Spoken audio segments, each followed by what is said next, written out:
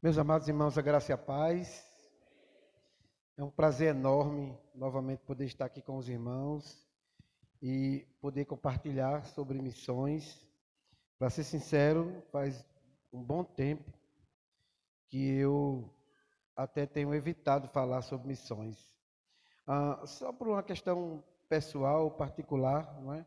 Nós estamos aqui na cidade de Caruaru já há 23 anos e por muito tempo nós vimos o ardor missionário da igreja de Caruaru, mas nós nos envolvemos tanto com teologia e criamos tantos valores diferentes que o contexto de missões ele se perdeu um pouco do ponto de vista da igreja, da eclesiologia. Então, quando eu entro na igreja, ou quando alguém me convida para falar sobre missões, eu sempre penso que eu vou falar sobre como eu devo desafiar a igreja para fazer a obra missionária. Mas quando eu entro nessa igreja, uma coisa me alegra, que eu não preciso falar sobre a responsabilidade que o crente deve ter por evangelizar, ou o compromisso que o crente deve ter por fazer a obra missionária. Não, todas as vezes que eu venho à igreja aqui, alegra o meu coração poder apenas trazer um devocional missionário, porque a igreja já tem uma visão missionária, porque a igreja já tem um compromisso missionário. Há quantas igrejas em Caruaru que até fazem culto de missões, até fazem conferências missionárias, mas não têm compromisso missionário. Por incrível que pareça, o culto de missões se tornou, na verdade, mais um evento da igreja, uma maneira de atrair irmãos, ou então o culto daquele grupo de irmãos que são os únicos que fazem a obra missionária. Mas quando eu venho à casa do Senhor aqui e venho cultuar com os irmãos, eu me alegro porque eu posso abrir as escrituras e pensar sobre motivos devocionais da obra missionária. E eu penso que eu posso compartilhar com os irmãos alguma coisa que apenas acrescente, não é? Apenas acrescente, não desafie. Durante muito tempo, irmãos, eu tenho trabalhado com mobilização missionária, muito tempo. Hoje em dia, não, eu estou meio envelhecido, né? Peguei as minhas ferramentas missionárias, deixei um pouquinho de lado, até porque agora eu tenho uma nova realidade, eu tenho agora a igreja. E aí eu tive que deixar de lado isso, passar a bola para outras pessoas, deixar que outras pessoas façam isso. Mas durante muito tempo que trabalho com mobilização missionária, é exatamente isso que eu tenho visto. A igreja ela tem perdido essa vocação por causa de uma visão teológica, e essa visão teológica se levanta com tanta força no mundo caruaruense, que as pessoas vão se afastando desse prazer enorme de compartilhar o evangelho, de falar do amor de Deus, até porque a gente pensa da eleição, e etc, e etc, e etc. Mas nessa manhã eu queria compartilhar o texto que me foi proposto, eu não queria me afastar disso que o nosso irmão me propôs. É o Evangelho de Mateus, capítulo 4, começando do versículo 18. A proposta é nós, nessa manhã, falarmos sobre o chamado dos discípulos. E como é bom nós podermos pensar sobre esse início da igreja, não é?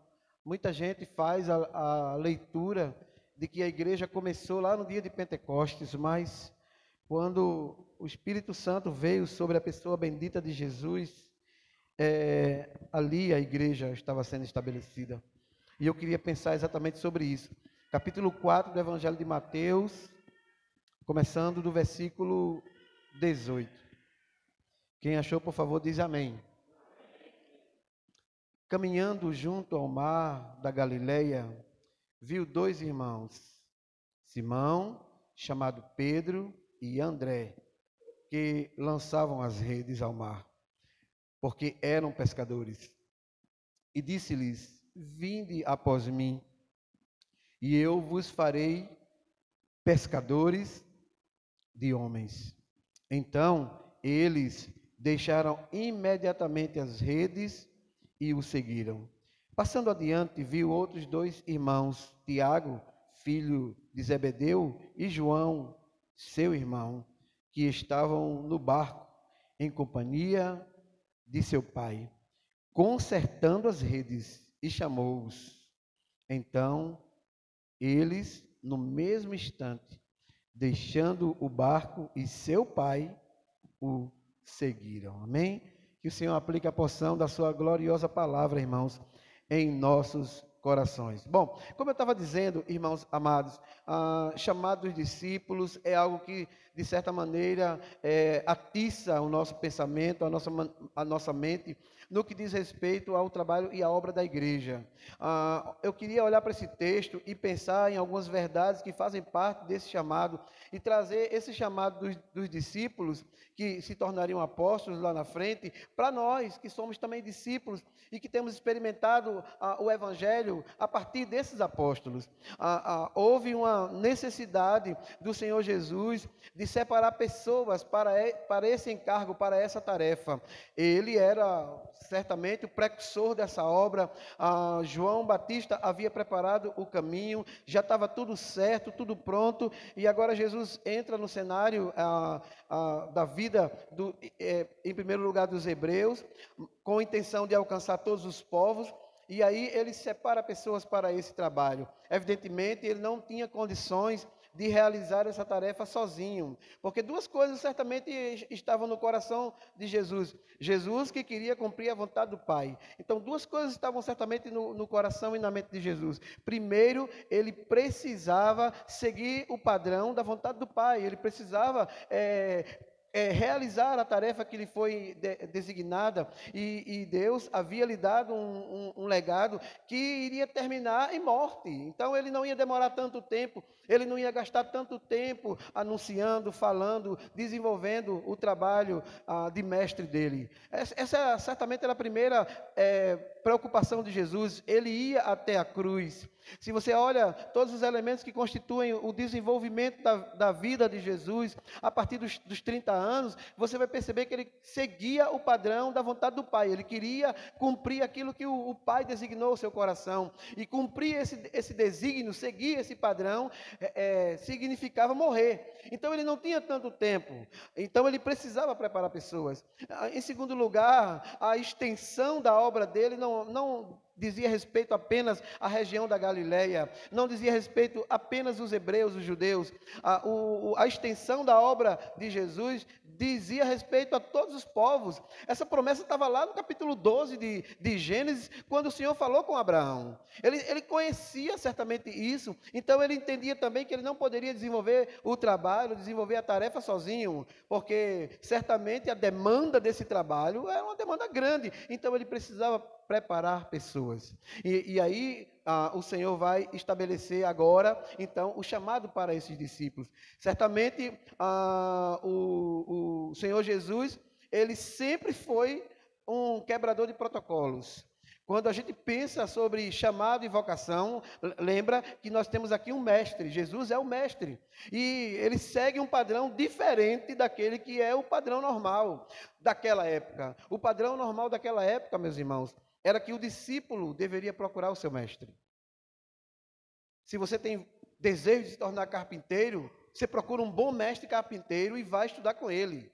Você deseja se tornar pescador, você procura um bom mestre pescador e vai estudar com ele. Então, o sentido de se fazer essa aproximação na vida de Jesus foi completamente diferente. Não foram os discípulos que foram à busca de Jesus, que seria o modus operandi normal.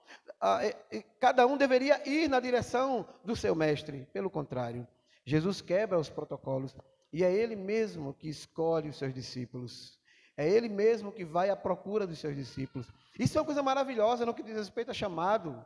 O chamado não é por causa da nossa capacidade e que a gente se sente, em primeiro lugar, preparado, pronto. Não, eu sou o cara que estou pronto para fazer a obra missionária e eu vou procurar Jesus e vou dizer para ele: eu estou pronto, Senhor, faça comigo o que o Senhor quiser. A gente entende e percebe claramente, irmãos, que chamado é de cima para baixo. Chamado funciona de Deus para nós. Não somos nós que fazemos isso, que desejamos isso, que buscamos isso, que queremos isso, que somos direcionados para isso. Pode ser que os nossos nossos pais direcionem a gente para uma faculdade, para um trabalho, para alguma coisa parecida, e até pensem na nossa vida como pessoas que vão ser usadas por Deus, mas isso foi produzido em Deus. É o Senhor que gera essa maravilhosa graça de nos alcançar a ponto de nos usar. E o mais lindo de tudo, quando eu percebo, olhando para esse texto, é que o Senhor não escolhe por conta da aptidão humana, da capacidade humana, da condição humana. O Senhor está escolhendo pessoas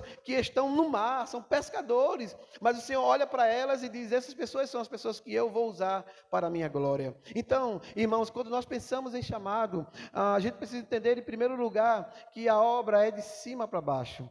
Todos aqueles que impactaram o mundo, que ganharam vidas, que fizeram a obra do Senhor, fizeram não por causa de si mesmo, mas por causa de um profundo desejo ardendo no seu coração, produzidos pela mão de Deus, pela graça de Deus e pelo poder de Deus em suas vidas. Por que isso é tão importante, meus irmãos, dizer? Isso é tão importante dizer para que a gente possa entender que a grande obra de missões, que a obra da evangelização, que a obra de servir e trabalhar para Deus não é glória nossa. Não é engrandecimento nosso, não é porque nós somos as pessoas, entendem que são, que fazem, que acontecem, mas é obra da poderosa e maravilhosa graça de Deus, nos escolhendo, nos elegendo. Significa dizer, querido irmão, que quando Deus arde no seu coração o desejo de alcançar alguém, isso é obra poderosa dele na sua vida. Você deve se sentir privilegiado, não pelo que você é, mas pelo que Deus está fazendo a partir de você, através da sua própria vida, porque ele poderia usar e escolher qualquer pessoa, mas ele está olhando na sua direção. Imagine aqui quantos de nós temos familiares, temos pessoas na nossa família que poderiam estar fazendo isso que nós fazemos, que poderiam estar realizando isso que nós realizamos, mas sobre essas pessoas não acontece isso. Por quê? Por causa da eleição, o poder de Deus, que determina isso para a minha vida e para a sua vida, e nos leva, como dizem os missionários, para o centro da sua vontade. Aliás, o melhor lugar para o crente estar é no centro da vontade de Deus. Então, irmãos, o Senhor Jesus vai atrás dos seus discípulos. Ele escolhe a dedo. E isso é uma coisa completamente surreal. Talvez fora da nossa mente. Porque se eu tenho condição de escolher os meus discípulos, eu vou escolher aqueles que são os melhores. Não é? Eu vou pedir o currículo de cada um e fazer uma leitura do currículo de cada um. Vou me preocupar em olhar os detalhes. Vou saber quanto foi que eles fizeram, como trabalharam, o que realizaram, e etc, etc, etc. Mas aqui, no caso dos discípulos, o Senhor não escolhe por causa deles. Então, encontra pessoas completamente fora, talvez, do padrão. Quando a gente lê as Escrituras Sagradas, por exemplo, João vai dizer que Jesus sabia como era cada um deles. Conhecia cada um deles, inclusive Judas. Que imagine, o Senhor conhecia Judas, sabia quem ele era, sabia que ele iria traí-lo. No entanto, o escolheu para fazer parte do grupo mais seleto, mais reservado. Ele tinha uma quantidade enorme de pessoas para poder chamar, mas ele chama exatamente Judas. Capítulo 17 de João, ele vai dizer que nenhum se perdeu, senão aquele que a Escritura diria iria se perder.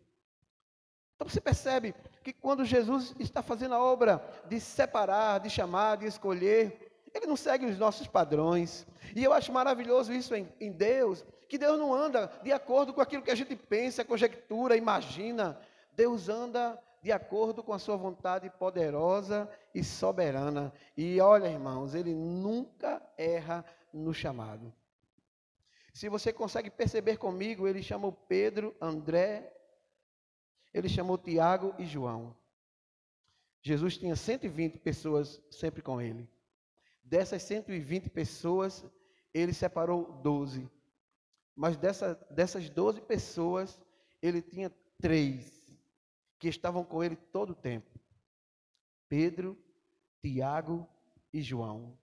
Você percebe aqui que o Senhor Jesus convida as 3 pessoas que estariam todo o tempo com ele e queriam fazer parte do grupo mais reservado, que iriam receber os direcionamentos.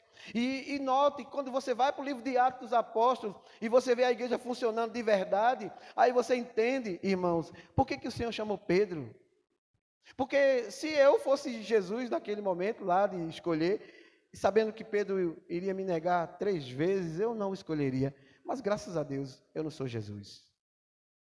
Porque mesmo naquela condição de negar o Senhor, Pedro, tempos depois, vai se tornar o líder do colegiado apostólico. Já pensou? Que o Senhor, e isso é lindo, que o Senhor escolhe pessoas simples, falhas, cheias de defeito, que às vezes vão cometer erros, vão dizer coisas que não fazem parte da sua própria ideia, vão falar absurdamente fora do padrão, como foi Pedro, que falou muitas vezes irrefletidamente, inclusive para dizer para Jesus que ele não deveria seguir o padrão da obra de Deus para a vida dele.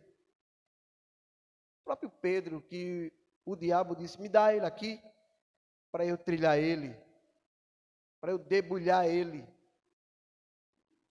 Mas o Senhor escolhe Pedro sabendo que ele se tornaria esse instrumento que Deus iria levantar no seio da igreja para alavancar a obra da igreja.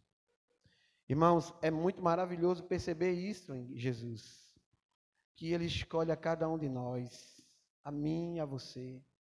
De repente você encontra pessoas dizendo, não, mas não era para você estar ali não. E tem gente até que diz como é que tem que ser a sua vida. E como é maravilhoso que não é assim com Deus. Ele nos escolhe a bem de nós mesmos, incapazes, às vezes insatisfeitos com as coisas que Deus faz e nas quais Deus nos coloca. Pessoas que talvez as pessoas não investiriam, não diriam, não vou investir nesse indivíduo.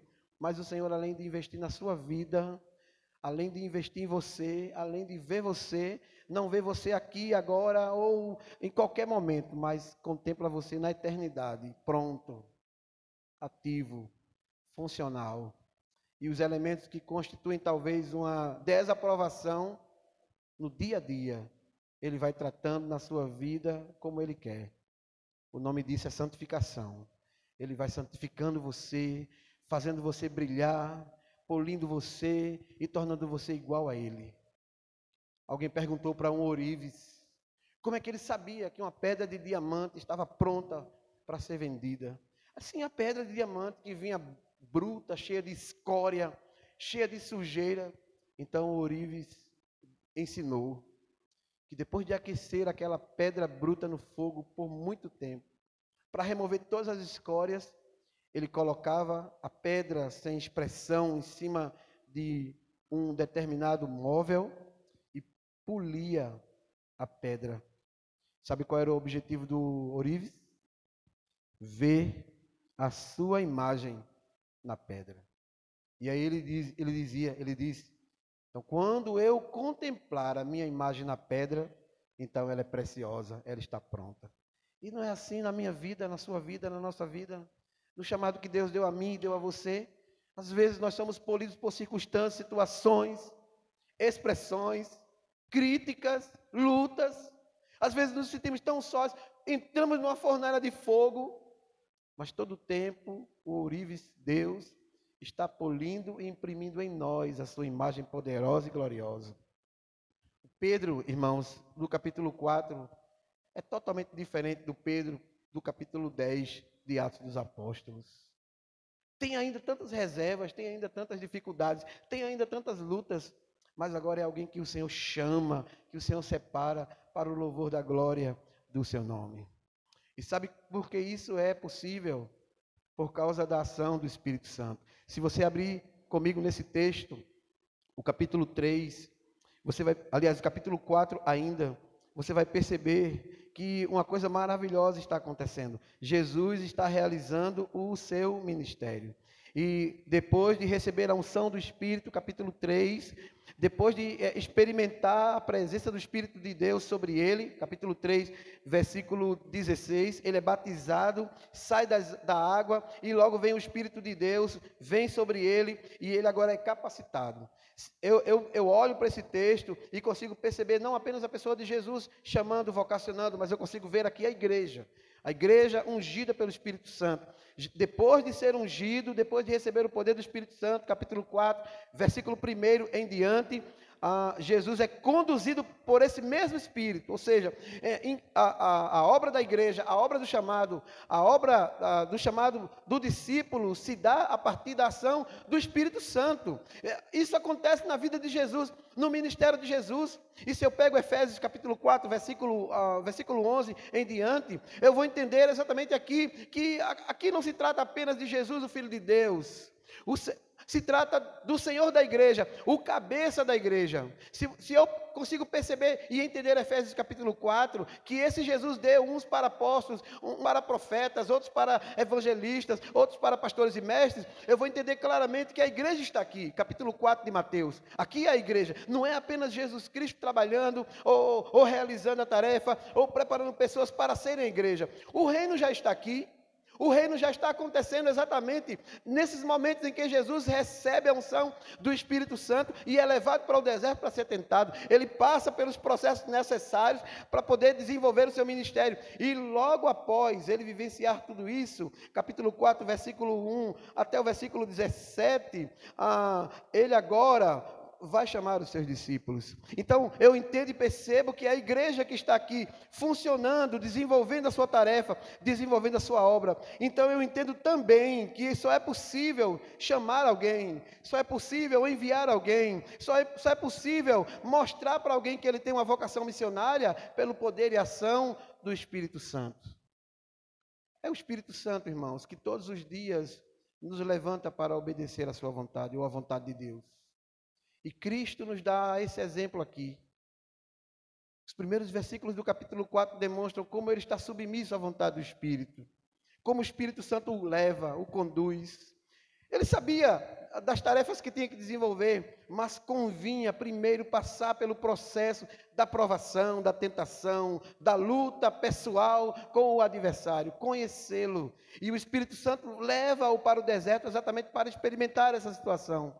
E depois que ele volta triunfante do deserto, então agora ele se disponibiliza, se dispõe a escolher os seus discípulos.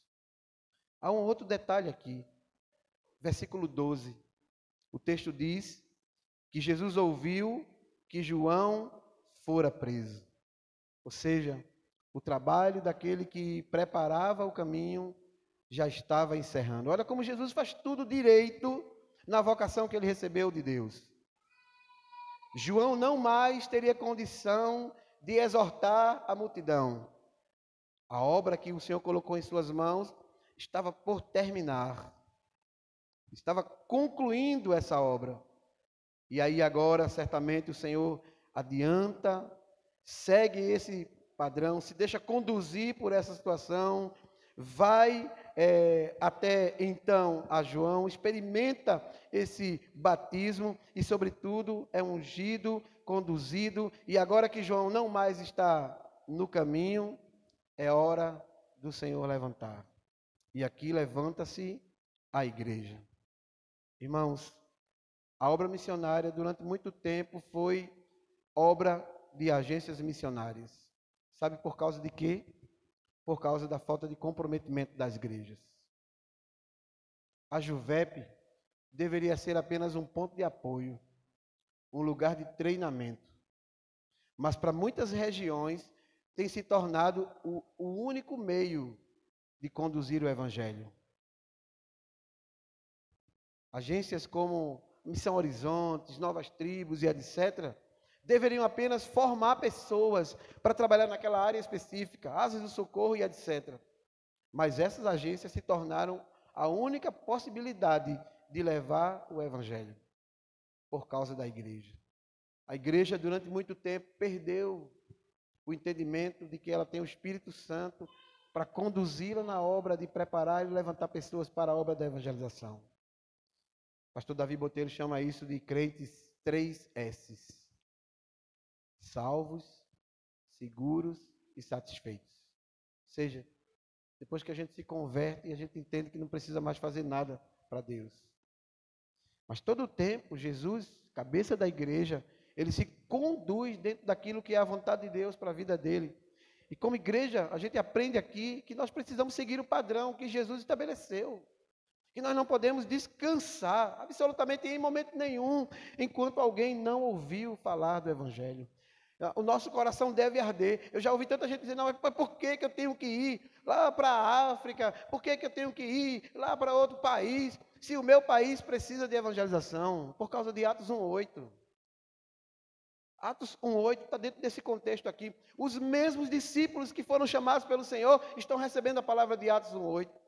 Vocês me serão testemunhas, tanto em Jerusalém, como em toda a Judéia, Samaria e até os confins da terra. A igreja, irmãos, tem esquecido que a obra missionária é global, que o chamado de Deus é para todos os povos. Isso está impresso lá em Abraão. O Senhor disse isso para Abraão no capítulo 12. Abençoarei os que te abençoarem, seja você uma bênção. Mas ele disse, amaldiçoarei os que te amaldiçoarem. O Senhor disse, em ti serão benditas todas as famílias da terra. Todo o tempo, o plano e o projeto de Deus foi alcançar todos os povos. E Jesus deixa isso claro aos discípulos na sua última missão, na sua última informação, no seu último ensinamento para esses irmãos que durante 3 anos foram treinados e trabalhados pelo Senhor. Então, a igreja não pode perder esse caminho, essa visão, porque o Espírito Santo está aí, enviado pelo Pai, pronto para convencer o homem do pecado, da justiça, do juízo. Mas Paulo vai dizer isso lá em Romanos, que é um problema sério. Como é que eles vão crer se não tem quem pregue? Hoje nós estamos mais preocupados em brigar teologicamente, meus irmãos, em saber quem é calvinista, quem é arminiano, quem vai para o céu, quem não vai. E a gente já rotula, a gente já sabe até quem é que vai, quem é que não vai. Olha para o irmãozinho e diz, não, você é de que igreja? Não, eu sou da igreja. Não, você não vai. Ao invés de termos o poder de anunciar o Evangelho, nós temos o poder de abrir a porta e fechar. Isso foi dado a Pedro, mas nós entendemos que temos esse poder. E enquanto nós estamos discutindo e brigando por quem vai para o céu, quem não vai, quem é bom de teologia e quem não é, o mundo muçulmano tem crescido assustadoramente. Tem crescido assustadoramente, com força. Toque num deles, para você ver. O que é que acontece com você? Agora, tem pastores aí sendo agredidos, acusados, e ainda tem crente dizendo, quem manda não ser sábio, não tem inteligência? As nossas disposições hoje, irmãos, estão completamente equivocadas com relação àquilo que nós vemos aqui no capítulo 4 de Mateus. O Senhor viu Simão, não olhou para o fato de ser um pedreiro. Hoje em dia, nós olharíamos e diríamos, será que esse camarada está preparado para fazer a obra? Será que esse indivíduo tem condição de ser o meu discípulo? Eu? Que tenho tantos anos de teologia, mestrado, doutorado, pós-doutorado, eu sou quase secretário da Trindade. Para trabalhar comigo tem que ser bom. Mas o Senhor vê Pedro, com todas as suas características, e sendo ele guiado pelo Espírito Santo, conhecendo talvez algumas expressões da própria estrutura de Pedro, que nem os seus irmãos e amigos conheciam.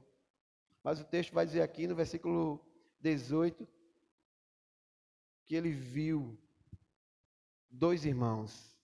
Jesus viu. E eu acho maravilhoso isso na vocação e no chamado. Eu entendo que é a igreja que vê, porque a igreja está aqui. E a igreja tem a capacidade, a habilidade de ver pessoas, enxergar pessoas que são capazes, prontas, que Deus vai levantar e que Deus vai usar. Se a igreja não tem essa capacidade, o que não é o caso aqui, glória a Deus. Ninguém disse amém. Se a igreja não tem capacidade de ver vocacionados, alguma coisa está profundamente errada na igreja. Porque a igreja precisa, igual ao seu mestre, igual aquele que é o seu cabeça, ver, perceber. Não é porque é filho do diácono, do presbítero, do evangelista, do dono da loja não sei o quê, que ele pode ser separado para. Mas é porque ele tem algo que Deus colocou nele para a glória dele. E isso é importante, isso é preponderante, isso faz a diferença quando a igreja pensa, fulano tem condição, fulano tem, olha aí quantas ferramentas estão na vida de fulano, e aí você envia com certeza, com convicção, porque você sabe em primeiro lugar que esse chamado é de Deus. Mas em segundo lugar, você sabe que o Espírito Santo está dizendo para você, é meu filho que eu vou usar para a minha glória. Se não, irmãos, nós só vamos ter teóricos na igreja. E eu vou ser sincero com vocês, de teórico, a igreja está abarrotada. Os bancos estão cheios de teóricos. Se fosse eu na frente do líder do departamento de missões, eu faria assim, faria assim, faria assim. Põe ele, bota ele no lugar. E aí a primeira coisa que ele iria fazer era desfazer tudo que o outro fez. Ele ia perder tempo desfazendo tudo que o irmão fez, para a glória de Deus. Porque a obra missionária e o chamado missionário não tem tudo a ver com teoria, irmãos. Tem a ver com prática, com o exercício da prática, com aquilo que Deus coloca no nosso coração e nos alavanca para ser, para realizar. Por que o Senhor chamou primeiro Pedro? Pedro era sanguíneo, né? Segundo o pessoal que estuda os temperamentos, Pedro era sanguíneo. E uma das características boas do sanguíneo é que ele, sabe, é impulsionado por ele mesmo, ele vai e faz, mesmo que de vez em quando ele erre, diga besteira, fale bobagem, né? Precipitadamente haja, mas ele vai, não tem quem impeça ele ir. E quando ele coloca uma coisa no coração, ele faz. É o Pedro. Um vaso em construção. Um instrumento que Deus vai levantar, mas que ainda precisa ser preparado. No entanto, o texto diz aqui no versículo 18, que o Senhor Jesus os vê. Deus viu a mim, Deus viu a você, Deus vê a nós. Agora, se Jesus é Deus, então quando Ele vê, Ele já idealiza o projeto.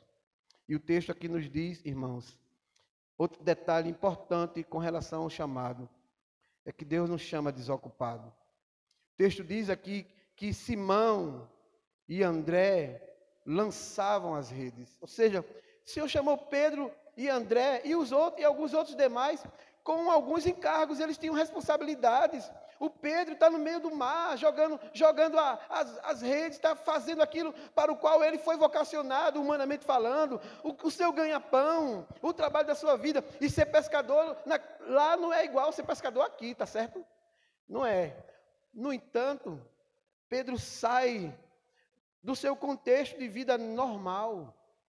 E eu acho lindo isso no que diz respeito ao chamado. É que o chamado de Deus nos tira, né? Não da nossa zona de conforto. Eu não estou fazendo nada, então eu vou evangelizar. Não. O chamado nos faz entender que mesmo que nós tenhamos atribuições, responsabilidades, e mesmo que nós tenhamos tanta coisa para fazer, nós temos um chamado de Deus. E saiba de uma coisa nessa manhã, que o chamado de Deus precisa ser maior do que qualquer coisa na sua vida. Pelo menos eu acho que é isso que eu consigo perceber na vida desses irmãos. O texto diz, meus irmãos, que João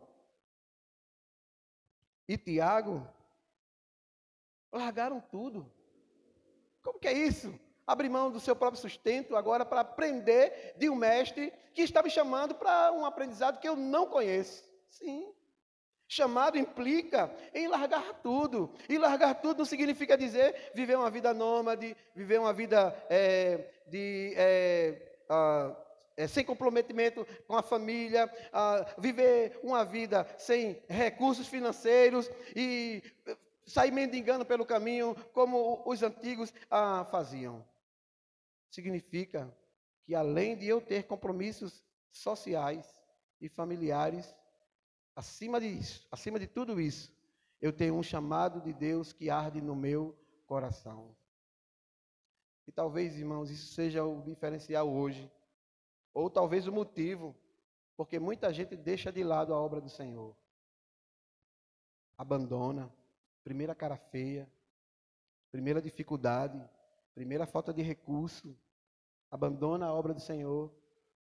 Certamente porque qualquer coisa tem sido mais importante do que a obra do Senhor. Mas depois de ouvir o testemunho da irmã aqui, eu já entendo que isso não acontece aqui de jeito nenhum. Eles largam tudo. O chamado diz respeito exatamente a essa condição. Eu fico pensando, quando eu leio esse texto, como não ardeu o coração de Pedro. Venha cá, deixe tudo aí, me siga. Como? É quebrar os protocolos, abandonar o que eu estou fazendo, deixar de lado as minhas responsabilidades, até porque eu tenho um barco. E ele abandona tudo isso. A partir de hoje você vai ser pescador, mas não de peixe, e sim pescador de homens. E algum tempo depois, esse Pedro está contando a maior história de pescador de todos os tempos. Porque pescador conta história. É ou não é? Eu não sou bom pescador, não. Gosto de pescar, mas não sou bom, não. Mas pescador conta história. Peixe maior, peixe não sei assim, peixe assado. Mas nenhum pescador. Até onde eu sei, né? Até onde eu sei. De repente pode aparecer um pescador desse por aí. Nenhum pescador contou a experiência de andar sobre as águas. Nenhum. Isso quer dizer, irmãos, que o Senhor está tirando Pedro e Pedro está entendendo. Eu vou sair daqui para melhor. Porque chamado é exatamente isso. É a gente sair da nossa condição, daquilo que nós amamos, abraçamos, desejamos e nos envolvemos e nos entregamos a uma obra poderosa que a gente sabe, de vez em quando não tem lucro. Mas é a melhor coisa para se fazer. Você conhece a história de William Carey? William Carey é o pai das missões modernas. William Carey é o cara das missões. Sapateiro de profissão, pastor auxiliar da igreja da Inglaterra. Ele era pastor não de tempo integral, porque ele se dedicava ao ofício de sapateiro.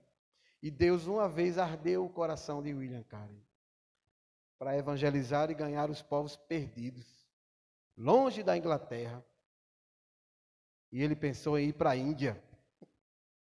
E chegou motivado na igreja. Aquele tipo de irmão que tem aquele sonho maravilhoso, o coração arde na madrugada, ele levanta suado, né, alegre e feliz porque Deus falou com ele, e ele chega no outro dia pela manhã para o pastor, e ele não quer contar isso diretamente para o pastor, não, ele quer falar para toda a igreja, ele quer que todo mundo saiba que Deus deu para ele na madrugada uma vocação, uma visão e uma direção. Foi ele.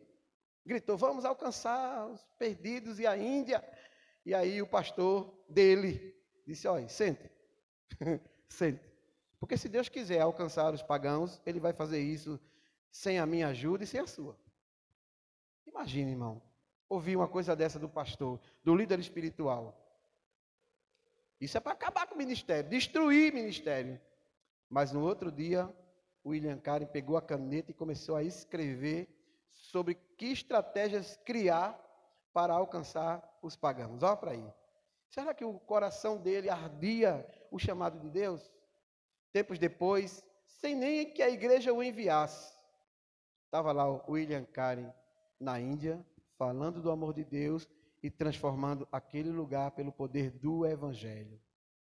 E aí é dele a frase: projete coisas grandes para Deus e espere coisas grandes de Deus. Mas o cara saiu, foi lá evangelizar, e o que tem de grande nisso? Irmão, quando ele botou os pés na Índia, havia lá o pior de todos os rituais, o sati.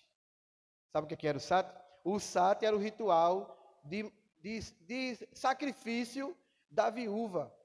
Ou seja, o indivíduo, homem que morria, ele levava com ele tudo que era dele para o fogo, inclusive a viúva.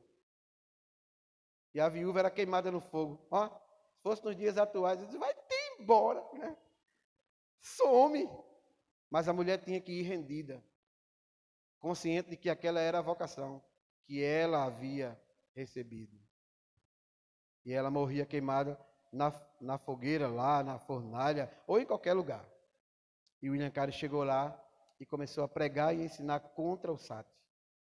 se associou com o hindu e evangelizou o hindu, e o hindu era um dos grandes pensadores da época. E aí ele conseguiu reduzir, extinguir o ritual que marcava a vida das pessoas na Índia. Coisas grandes para Deus. Espere coisas grandes de Deus. Isso é o chamado de Deus, irmãos, que eu consigo ver aqui no nosso irmão Pedro. Talvez agora um simples pescador, um homem que está no meio do mar. Ninguém talvez desse nada por ele. Você vai agora seguir esse mestre aqui? O que vai ser de você? E durante 3 anos esse homem viu o poder de Deus manifesto através do Espírito Santo na vida de Jesus. Como é hoje na igreja. E depois de ver esse poder de Deus, ele foi transformado. Errou algumas vezes. Fez besteira de vez em quando. No entanto, a chama do chamado de Deus ardia no seu coração, a ponto dele dizer assim: olha, eu não quero morrer da mesma maneira que o meu mestre morreu. Eu não sou digno da mesma morte que ele. Eu não sou digno. E morreu de forma diferente. Por entender quem ele era e o papel que ele exercia no reino de Deus para a glória de Deus. Meus irmãos, quando nós olhamos aqui para o chamado dos discípulos, nós somos capazes de nos transportar para esse momento, para lembrar o nosso dia, o nosso chamado. E eu quero falar com você que ainda não experimentou essa coisa maravilhosa de chegar aqui no púlpito e dizer o que Deus fez lá do outro lado. É muito maravilhoso. Embora a irmã não falou aqui, né? Mas existam tantas dificuldades ali, para chegar ali. É porque a gente não conta as dificuldades, né? A gente tem que contar as vitórias. Mas há quantas lutas para chegar aqui, para chegar ali, para realizar a obra de Deus. Certamente, mas o prazer de ser usado por Deus, que ardeu o coração desses discípulos e que certamente arde o coração de cada um que o Senhor chama na igreja. É sobre isso nessa manhã que eu queria que você pudesse estar consciente que fazer essa tarefa não é mais um status, não é mais algo no seu currículo ou no currículo de quem quer que seja, não é o se apresentar ou dizer assim, não, esse camarada é bom porque ele está fazendo a obra de Deus, como eu queria ser como fulano que se desprende e etc, e etc. Não, não é sobre isso, mas é sobre o arder no coração de ouvir a voz de Deus dizendo, vem comigo. E entender que se nós ouvirmos o seu chamado, é porque ele nos viu, ele nos percebeu. Podia ser o irmão que a gente tem, o parente que a gente tem. Aliás, se a gente voltar na nossa cronologia de vida, e o espermatozoide que fecundou o ovo lá da nossa mãe, podia ser outro. Mas foi eu, foi você, foi nós. E o Senhor chamou para o louvor da sua glória. Eu me lembro quando eu estava fazendo um trabalho de missões no Paraguai. O Paraguai foi o lugar onde Deus me deu o ministério. Era o meu 3º projeto missionário. Transcultural. E eu não sabia que Deus ia me impactar tanto evangelizando os paraguaios. Descobri que eles têm lá o dialeto mais lindo de todos os dialetos que existem no planeta Terra. O Guarani. Eita, meus irmãos. Descobri também que paraguaio tem alma e tem necessidade de vida eterna. Mas no minha primeira incursão de evangelização, eu fui agarrado pelo colarinho por um índio paraguaio. Eu estava possesso. Que haces acá? Que haces acá? E eu, sem saber o que fazer, agarrado pelas costas, ele dizia, vou matar-te, vou te matar-te. A única coisa que eu consegui pensar naquela hora que ele dizia que ia me matar, foi que eu estava no controle da vontade de Deus. Que o Senhor Deus havia me levado ali e Ele era fiel para sustentar a minha própria existência. E aí, a graça de Deus veio sobre a minha vida e disse, você é quem? Eu disse, eu sou o general do exército paraguaio. Eu disse, eita. Aí disse, o meu Senhor é general dos generais. Ele me largou. Ele me soltou, não queria mais olhar na minha cara e foi embora. E aí eu entendi, irmãos, que chamado também implica em cuidado. Esses discípulos aqui vão passar pelos piores perrengues da vida, vão enfrentar as piores dificuldades, as piores lutas. Mas lá no capítulo 17, Jesus está de joelhos, olhando para Jerusalém, no Getsemane, e pedindo por eles e dizendo: Senhor, nenhum dos que tu me deste se perdeu, senão o filho da perdição. Todo o tempo que eles estiveram fazendo a obra de Deus, a mão de Deus, o cuidado de Deus e o poder de Deus estava sobre eles, porque é assim que Deus faz. Ele chama, mas Ele embasa de poder, de autoridade e de graça. Isso nos faz entender, meus irmãos, por que é que esses meninos deixaram o pai ali. Porque eu podia pensar, o texto aqui mostra claramente, no versículo 21, passando adiante, viu outros dois irmãos, Tiago, filho de Zebedeu, e João, seu irmão, que estavam no barco em companhia de seu pai. Vocês sabem, vocês conhecem muito bem a história, a autoridade patriarcal. O pai era a autoridade, era a palavra. Se o pai dissesse, tinha que seguir. Mas aí quando Jesus chama, e aí eu entendo como o poder de Deus é maravilhoso, nos convencendo e nos constrangendo, que mesmo diante do seu pai, quando Jesus os chama, eles deixam tudo, deixam o barco, a vocação antiga, e deixam a autoridade que está sobre eles, deixam o seu pai para seguir a Jesus. Aí aqui tem uma implicação para a minha vida e para a sua vida. Eu, mas não, né? 53 anos de idade, 23 anos de ministério, então eu não tenho mais o que dizer assim, larguei, eu tenho que largar. Agora ou vai ou racha. Mas e você? Já largou tudo por causa de Jesus? Ou você ainda está cocheando em dois pensamentos? Não, mas eu vou deixar. Não, mas eu vou. Não, mas eu. Nada, é tão difícil esse negócio de evangelização, eu não sei. Já largou tudo? Abandonou tudo? Pode ter certeza que não há quem tenha feito isso, que não tenha ganho nessa vida 100 vezes mais, tantos mais. Porque só o fato de você ver uma pessoa se rendendo aos pés do Senhor. Eu fiquei ouvindo aqui a irmã dizer, aquele homem tinha 1 milhão de pecados. Eu fiquei contando, Jesus, eu tenho 53 anos de idade, 40 anos de crente, e eu devo ter muito mais do que milhões de pecados. Mas olha como o homem chega a Deus, olhando para a sua miserabilidade. Fruto de quê? Do conhecimento da Escritura que ele recebeu, porque alguém lhe deu.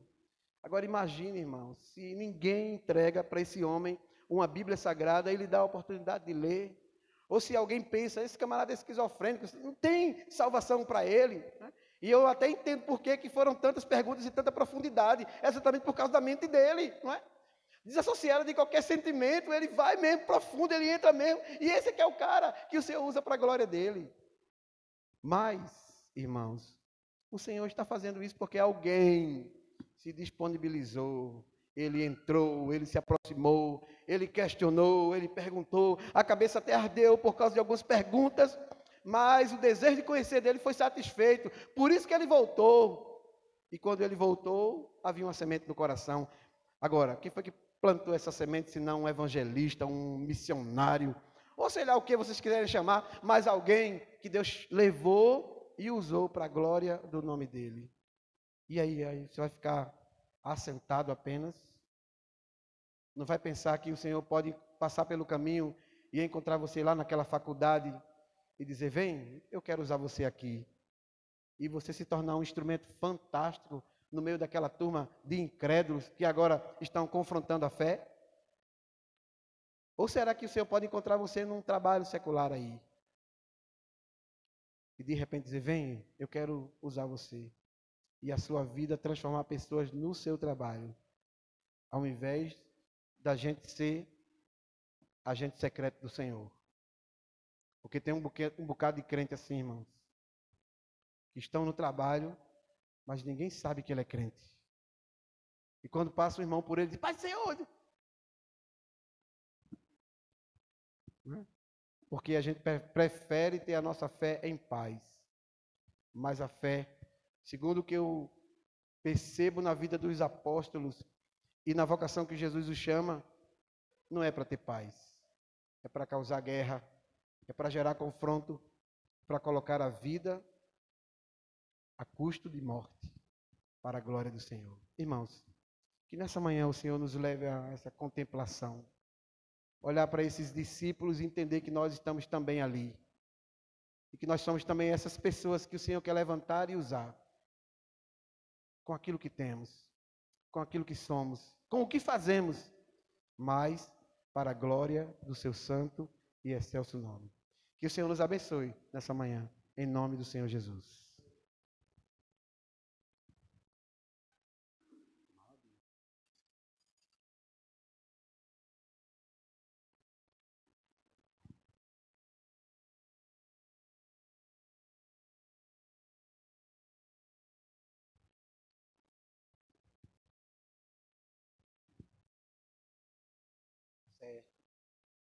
Muito bem. Glória a Deus. Aleluia. Eu falei de William Karen, até falei um pouquinho da minha experiência, mas tem tantos outros irmãos em Cristo que têm testemunhos fantásticos. Você canta aquela música? As coisas que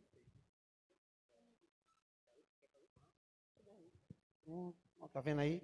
Bom é trabalhar com gente vocacionada. Mas quantas vezes, irmãos, nós não atentamos para o chamado de Deus na nossa vida? Há uma canção que a gente vai cantar aqui que diz: tantas coisas tenho feito para o meu próprio prazer. Quantas vezes não é assim na minha vida e na sua? Foi assim na minha.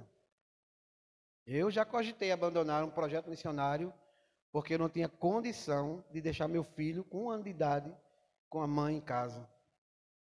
E eu disse a Deus: Senhor, eu não vou mais não. Era o 2º projeto missionário meu.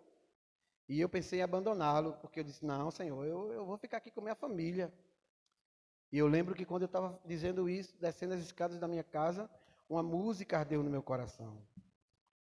A música de Armando Filho lá, que fala sobre vocação e chamado. A música dizia, meus irmãos, que antes que eu viesse a existir, o Senhor traçou um plano lindo para mim. Muita coisa linda a contemplar, gente em nome do Senhor, a libertar. Mas eu estava ali, travado. E aí eu lembrei da canção que diz que Ele é soberano. Soberano és tu, Senhor. Nessa manhã, coloque seu coração diante do Senhor para essa vocação que Ele mesmo faz arder em você. Porque eu tenho certeza que esse púlpito aqui tem sido motivo, alvo, de trazer essas concepções ao nosso coração.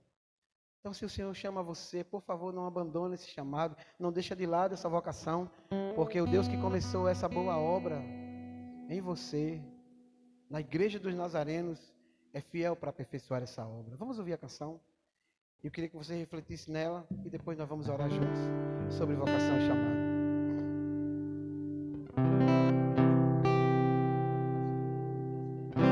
Tantas coisas tenho feito para o meu próprio prazer, tenho andado do meu próprio bem-querer, enquanto existem tanta gente ansiosa por aí, não te conhecendo. Conheço a ti, o chamado que um dia tu fizeste a mim. Você lembra do dia em que o Senhor falou com você? É você que eu quero usar, é a sua vida que eu quero usar. E eu sei que como eu também, houveram momentos de resistência, de luta, mas o chamado foi tão forte, tão poderoso, que nos trouxe até o centro da vontade do Senhor. E a ti, Jesus, eu novamente digo sim, eu digo sim. Eis-me aqui, eu livre estou, disposto para onde tu quiseres.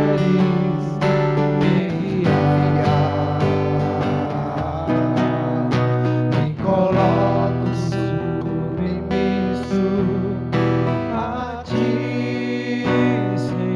Olha o que você está dizendo nessa manhã. Para o teu Querer em mim realizar. eis-me aqui, Eu livre estou, eu dispor para onde tu quiseres me enviar, eu vou.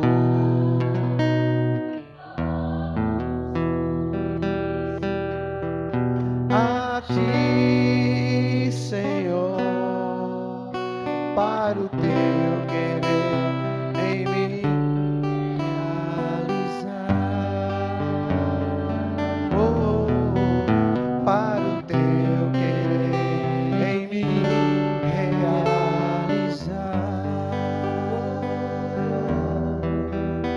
Para o teu querer em mim realizar. Coloque seu coração diante do Senhor nessa manhã.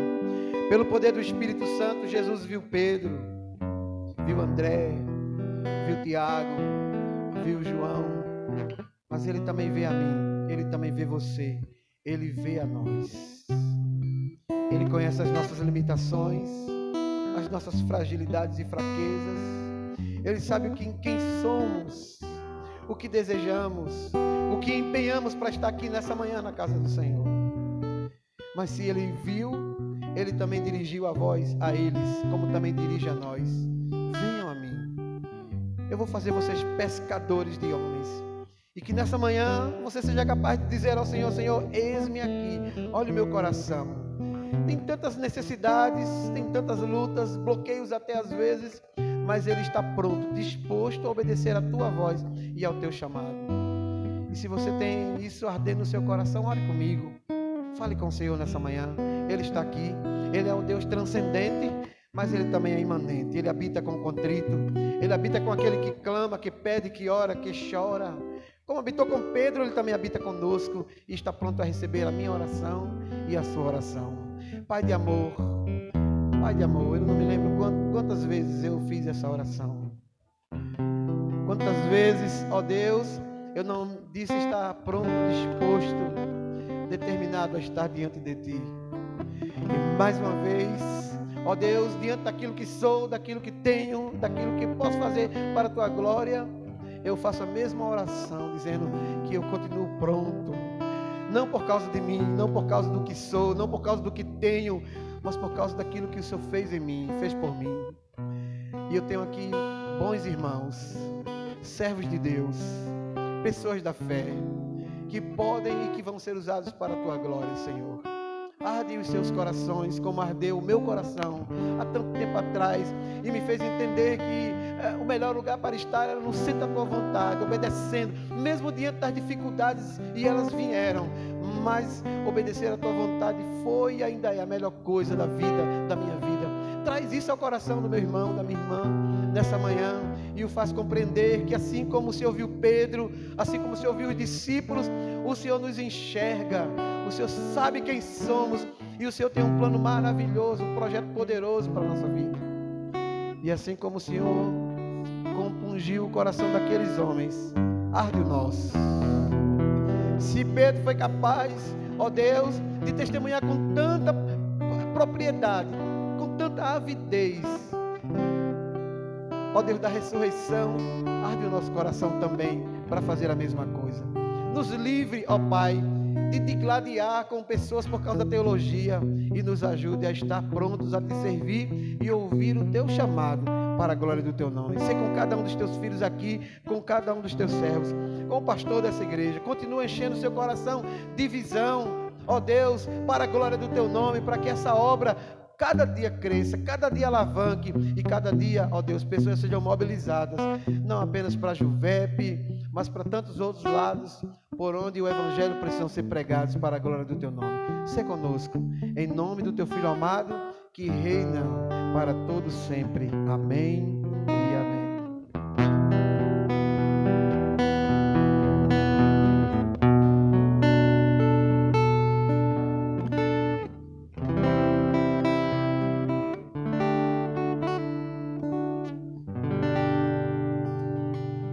Você pode se assentar por um momento. Tu acende essa luz, Camila, por favor.